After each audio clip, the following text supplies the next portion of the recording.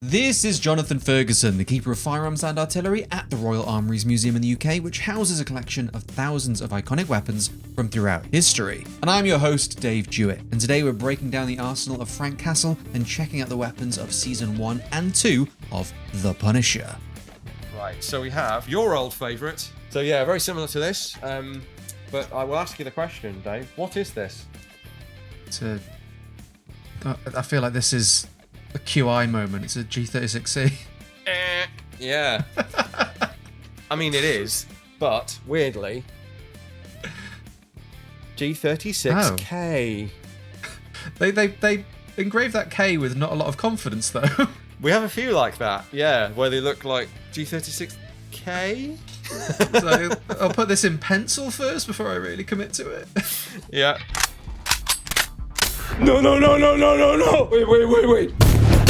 We dive even deeper into the Punisher's tools of the trade over on our Patreon exclusive extended edition. Link in the description below if you'd like to check that out. But without further ado, it's over to Jonathan.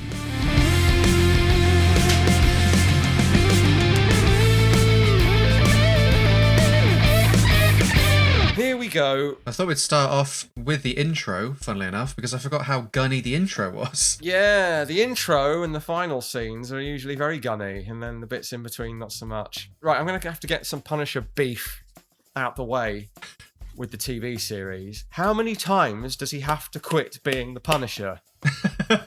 How many times? Because this looks like it might be the third coming up. I could be wrong. I hope I am wrong. Yeah. But yeah, the intro is cool. So aside from the fact that he's burnt his vest and then doesn't put it on till the end, we'll gloss over that. And the idea of turning the guns into the skull is nice. It was a very promising intro. And Season 1 I thought was very good. Yeah, I really enjoyed Season 1. Just wish he hadn't sacked off being the Punisher in the opening scene. Like, no. Incidentally, this is not a Punisher shirt. I did not do, although I do have several. I didn't put one on for this, but it is a skull and some guns. So close enough. Yeah.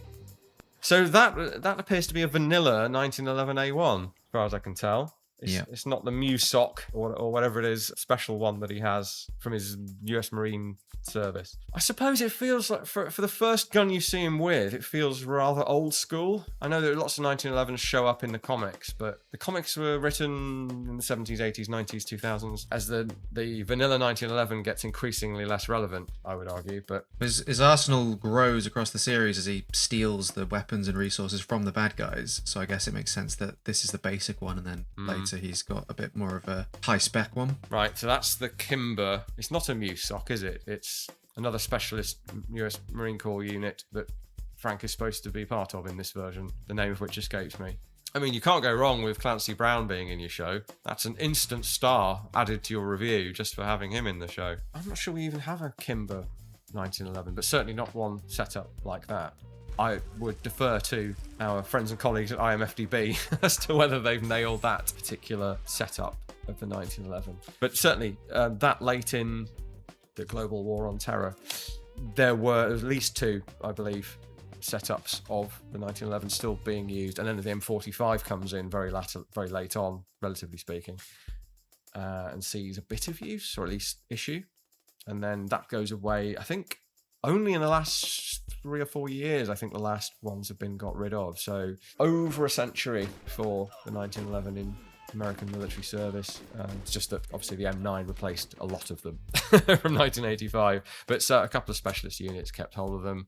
I think LAPD SWAT had their version for quite a long time after that. You still sometimes see them in holsters in US police service today. So these would be the 416s. Because of the way film and TV works, they're often not proper 416s. They're either a version by a different company that's very similar, or they are generic M16A1 or A2 lowers with 416 or MR223 or whatever upper on them. So I'm not sure how sort of legit these ones are. We might get a better look at some point. I think I just hand waved them as their HK 416s in their classic short Delta inspired length. That sound effect there, that shorty,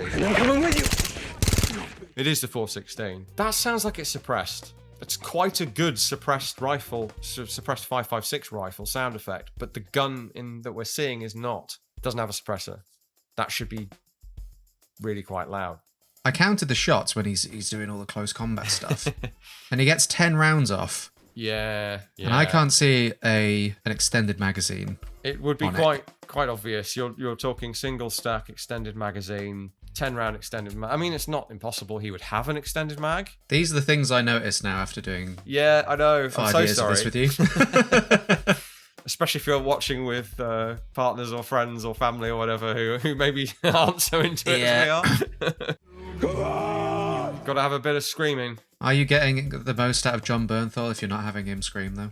Well, yeah. I suppose we do. The yelling is kind of established as something he does to sort of amp himself up in the flashbacks. I think he's made the character his own, but I think that it's such a established, long-running character with different takes, varying degrees of grittiness, that people have their own preferred take on the Punisher. I still have a soft spot for the older early 2000s movie. I do. You know, the one where where he tricks the guy with the ice lolly that he's burning him. Yep. That sort of goofiness. I thought they did the ratings dance really well with that movie.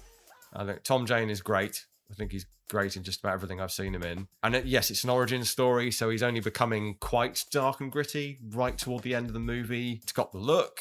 It's got the skull, very importantly. Don't forget, when that came around, we'd only had the Dolph Lundgren version with no skull shirt, and arguably not the best take either. Yeah, so I don't know. I do like the Bernthal Punisher. It's not his characterization of it, or even the regular screaming, because let's be honest, there are plenty of Punisher scenes, or at least comic book covers, where he is giving it large in a very similar way. So I don't particularly have an issue with that. I think I might prefer a more stoic Tom Jane approach. I think Ray Stevenson as the character is the best we've had, actually. I just thought the movie was a bit too silly. I think I've kind of come to appreciate it more over time.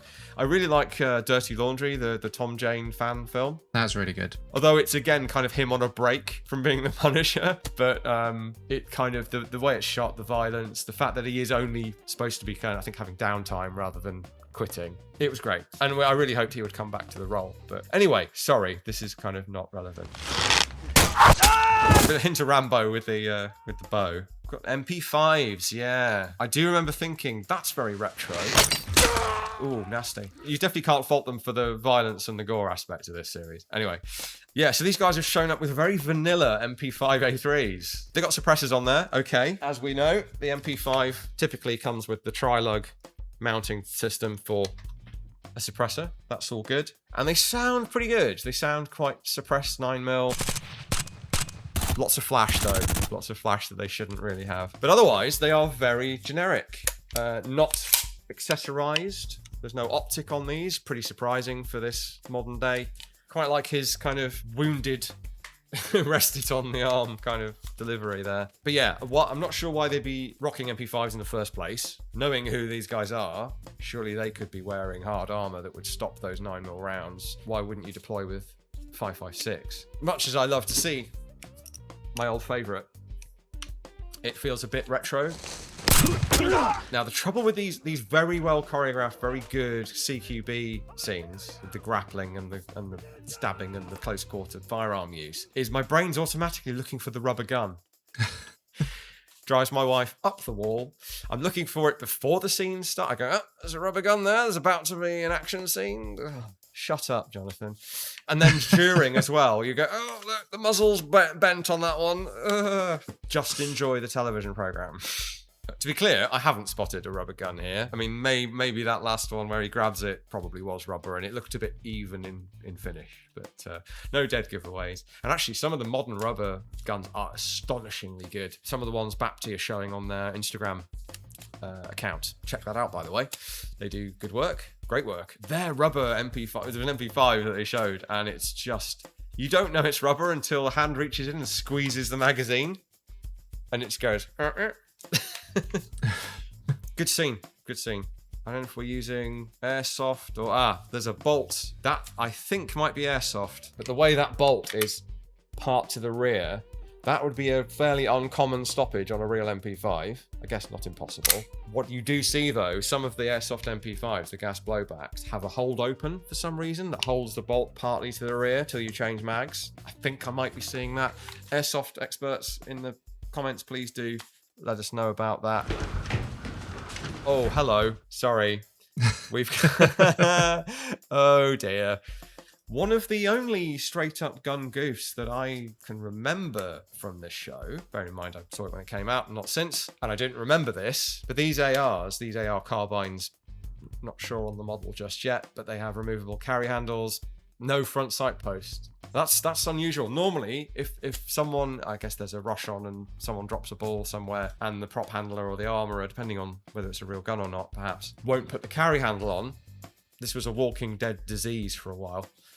Where they had front sight post ARs, but no backup iron sight and no carry handle. Okay, it's the apocalypse, but yeah, this is the opposite way around, weirdly. So they've gone for AR variants with no, either AR variants with no front sight post, or they've somehow all broken off. I don't think that's likely, but they do have their carry handles on, and it's a bit glaring because of the way the scene is shot. The emphasis is on the guns, and they're kind of backlit. Yeah, it really jumps out at you rewatching this scene that something's missing.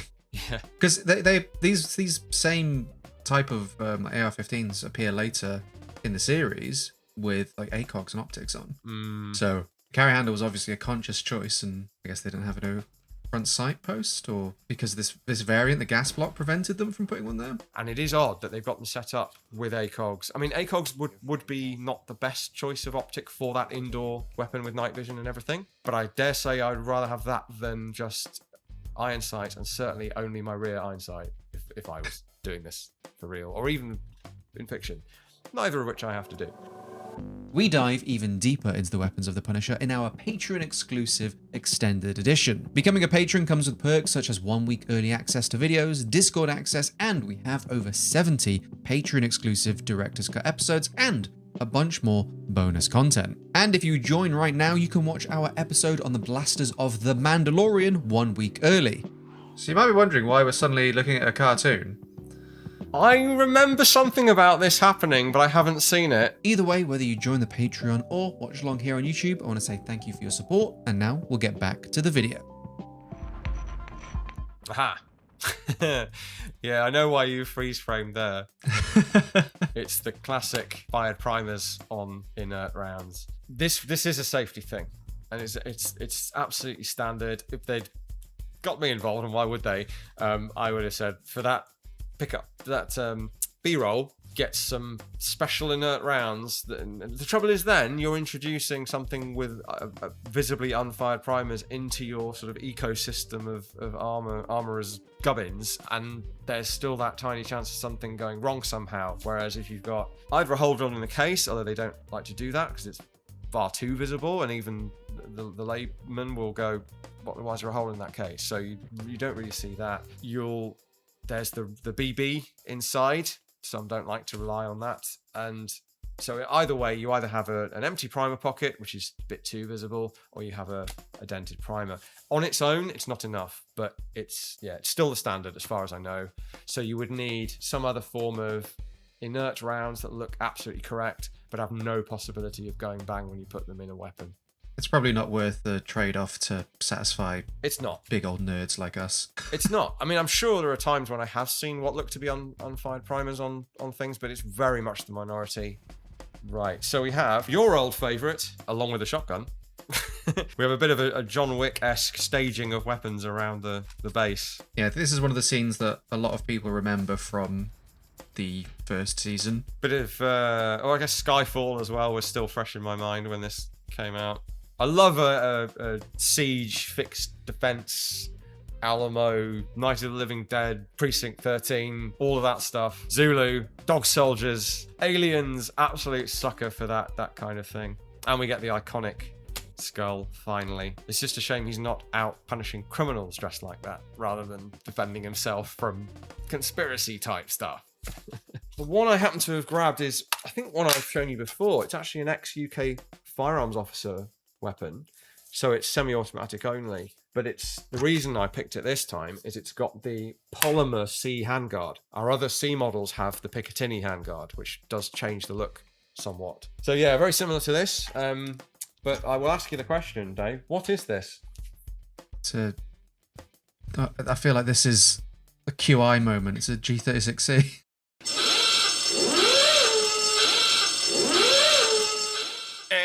Yeah.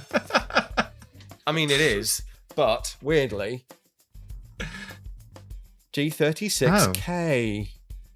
They engraved that K with not a lot of confidence, though. We have a few like that, yeah, where they look like G36K. So I'll put this in pencil first before I really commit to it. Yeah. So why is it K? I don't know. I don't know because, well, I say that, although it does look a little bit pony in the marking department, it is possible that these were acquired by, I'm actually not sure which police service acquired these. It's possible they acquired K models and then rebarreled and reconfigured them as Cs. Would be my guess.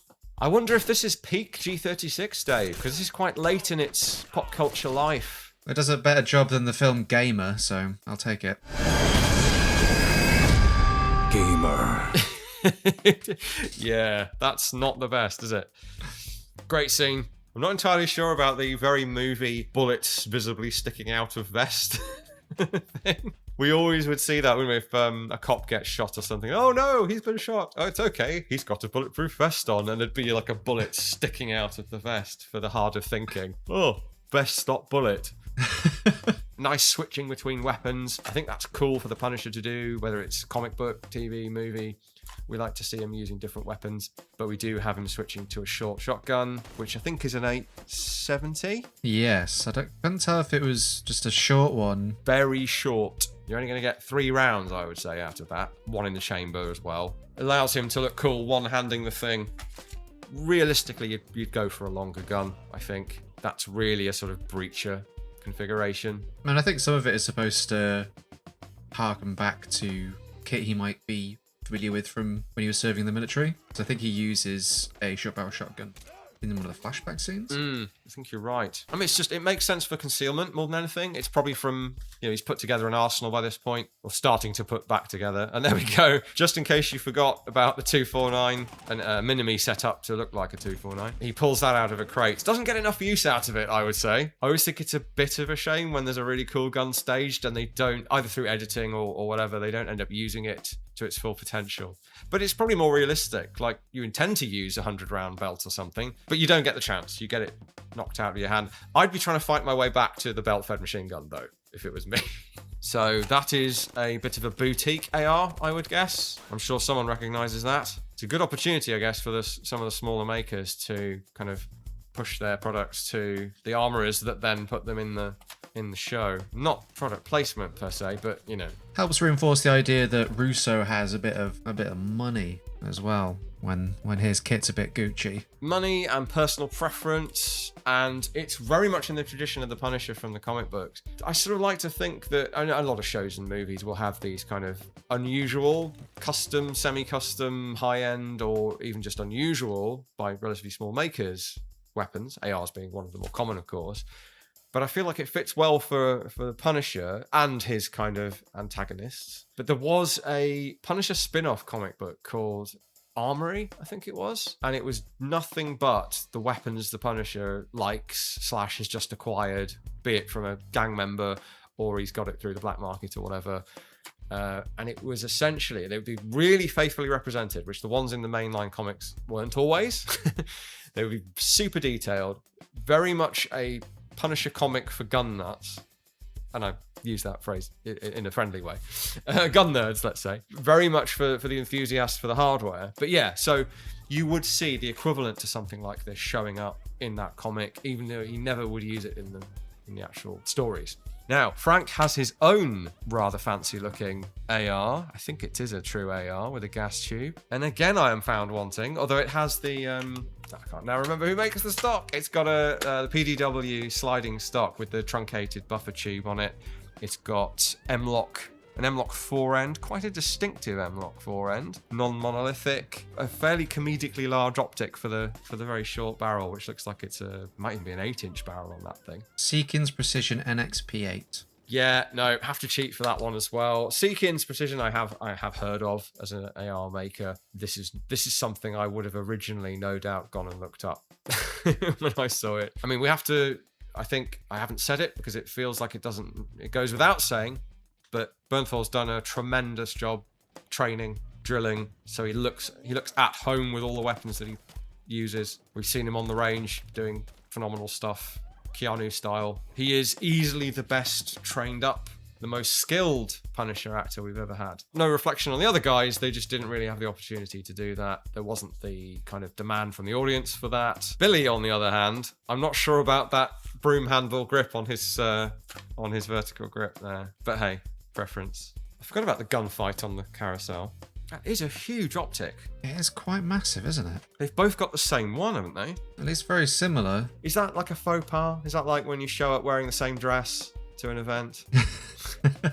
Actually, it's slightly amusing that the KE arms and the Seekins are facing off, because it's almost like the Keymod versus M-LOK war that was kind of going on at that time. Arguably already won by M-LOK, but it is. Yeah, you start to think down the character implications of they've got very similar backgrounds. They know, in theory, where they're going to go, and they have chosen stuff that's very similar, but not the same. Because it would be very odd if they both had KE arms rifles. Unless, of course, Frank got his from Russo's side of things, but that's not the case here. Always nice to see an AI crop up. Looks like an AX. I really love this scene that he shoots a bad guy from a different country. Yeah, that feels very Punisher. I'm not sure about the sizzling muzzle brake from one shot. That's a bit of artistic license. Nice touch with the bulletproof glass. They really rammed that one home with the bullet falling out, which I think is unlikely, but I think this is one of the scenes that drives home how well firearms are used in this show. Like using just a cup of coffee to lure him into a vulnerable spot for Frank to take a shot. It would work on me. It is a good scene, and good use of slow-mo. You know, slow-mo is overused. I do enjoy it. I like being able to see what's going on.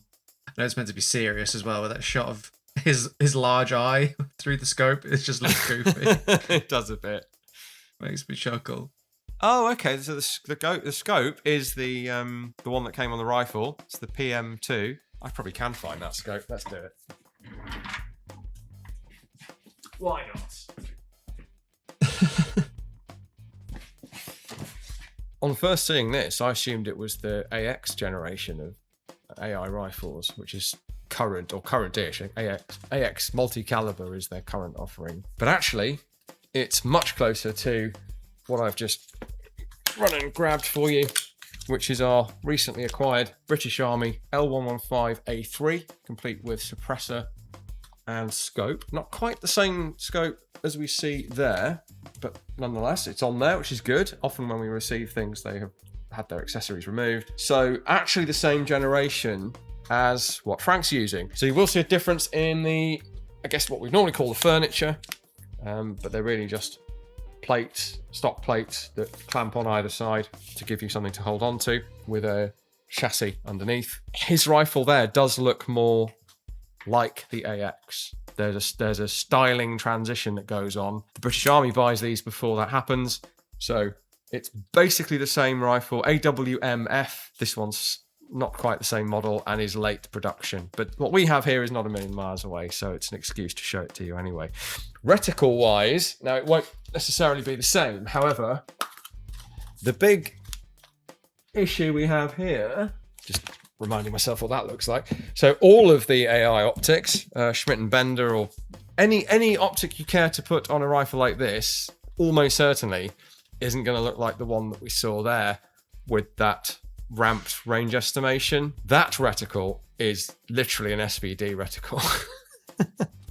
So it's nice that they've used two different reticles to imply that they've changed scopes, but somebody hasn't bothered to look what the actual reticle looks like. I don't know if a trained sniper would shoot something like a knife tip, unless he's just trying to make that point that you are going to get shot. I can and will shoot anything that sticks up, but maybe holding fire until he actually has a target would be more sensible. Yeah, I'm seeing all the points of reference there. So the polymer bits are different. The receiver, the bolt release latch there. So cocking piece is the same in front of that. The latch for removing the bolt is visible in that nice close-up. Very distinctive of the AWM family. I really do like that moment of forcing Frank to eject a cartridge and remove the magazine, and that he's like so professional, he knows what that sounds like over the phone. Yes. Feels a bit safer. But what if Frank just had a second gun? That's very true. Yeah.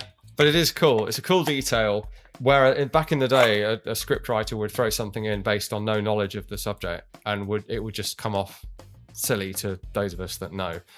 Now they do it in a way that's plausible for a show like this. Anyway, there's still some nonsense out there, but it's not just a hand wave like technobabble. It's something that someone with a bit of experience might be able to assure themselves that the rifle is now safe. And it's probably unlikely, to be fair. He would have brought another long-range rifle with him just to for that eventuality.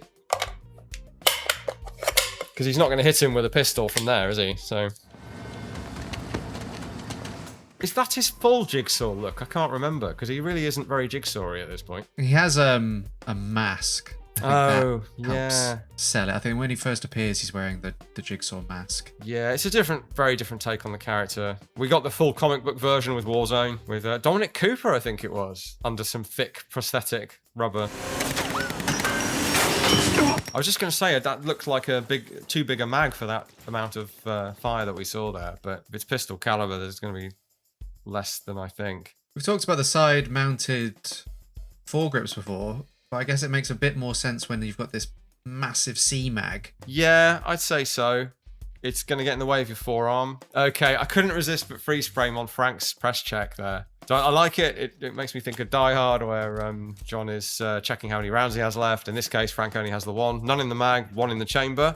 Now, if you do as I've done and freeze frame it, you can see it's a real cartridge that he's checking there. He's brought it back so far, it's right on the edge of starting to eject, I would say. But that's probably so the camera can see the brass, the flash of brass. If you freeze frame it, you see the crimped nose of the blank that's in there. So he's doing it all kind of in camera. They might possibly even tracking rounds as they go to some extent, although realistically it'll be different takes. But anyway, they've set him up with the one shot that he has left in his gun to actually shoot it on camera.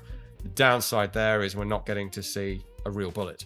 You would have to freeze frame it as I have to even.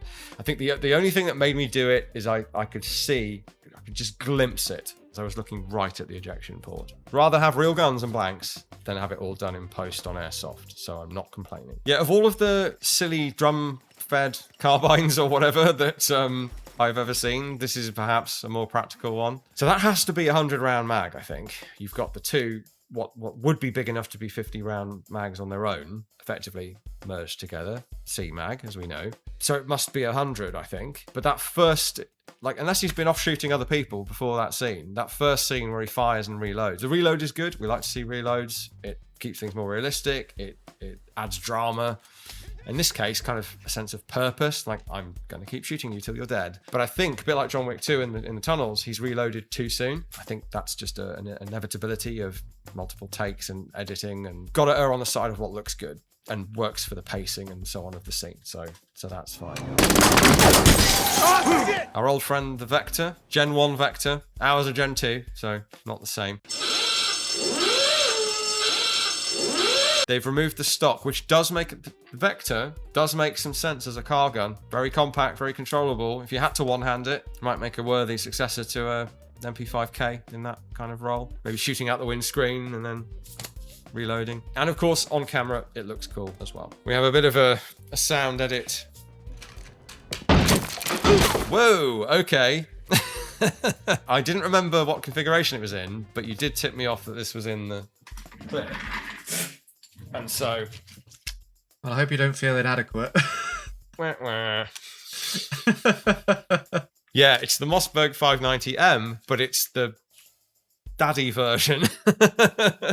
Massive, full length, normal length, I suppose. It's normal length, with a very non-normal length mag on it. This is the 5-round magazine. It came with this breaching gun that we have.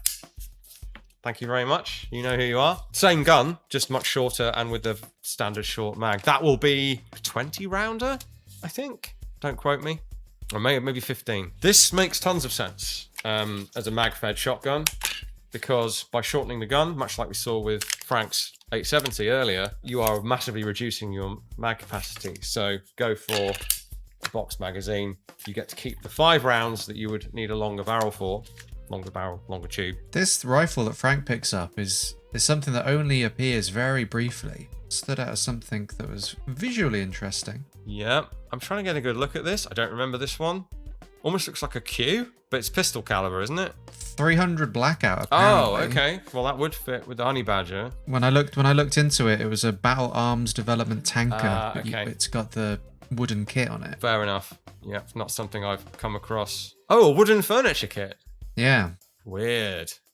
It looks cool though. It does look cool. Actually, I think that might be the second gun we've seen in this that is actually in real life 300 blackout, but in the movie is probably running 556 blank, because why wouldn't you? Unless you can see the cases, probably going to just run them as 556. But yeah, wooden furniture with a sort of very modern configuration and cartridge type is interesting. There are way more guns in this series than I remember. That's a very silly thing to say about a Punisher show. But I think because I came away with such an impression that he wasn't doing much punishing, that maybe there wasn't as much action as I remember. There's a ton of action. It's just it's mainly not going after criminals for their crimes, which I think is a gripe that a number of fans have. And we have the special coming up, which is looking like, as long as it's not him quitting again, it's looking like it's kind of more on the nose. Well, it's called One Last Kill, so he might be quitting again. I know. There are different interpretations of that. But it would have been out by the time people are watching this, so... Oh, God, it's that imminent. Yeah. Well, it might be... it might be a sort of more of a dirty laundry scenario where he's stopped because he thinks he's... I don't know. Suffice to say, I hope most of the hour is punishing. And not in a good way. It's called One Last Kill because after this he actually turns into Ghost Rider and we get that story. Oh no, I hope not. No, I don't want Ghost Rider Punisher. You don't want him hanging out with baby Thanos. I don't want Iron Man armor Punisher. I don't want the Hand Punisher. I don't want any of that nonsense. we need some good old fashioned punishment.